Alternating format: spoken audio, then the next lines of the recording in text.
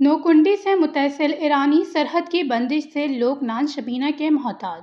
تفصیلات کے مطابق بارڈر بندش سے نوکنڈی سمیت ضلع چاگی کے مختلف علاقوں میں ایرانی تیل کی قیمتوں میں اضافہ ہو گیا ہے، جس سے مہنگائی میں بے تحاشا اضافہ ہوا ہے۔ سرحد پہ کاروبار کی بندش سے ہزاروں نوجوان بے روزگار ہو گئے ہیں، کیونکہ ان لوگوں کے گھروں کے چولہے صرف بارڈر کے کاروبار سے جلتے ہیں۔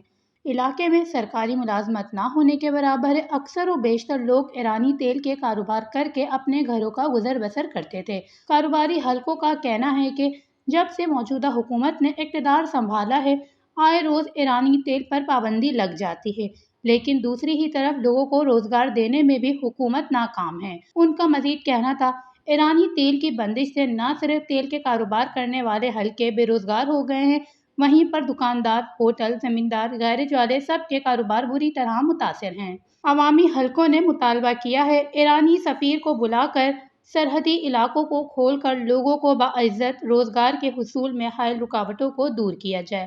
وش نیوز، نوکنڈی، بلوچستان۔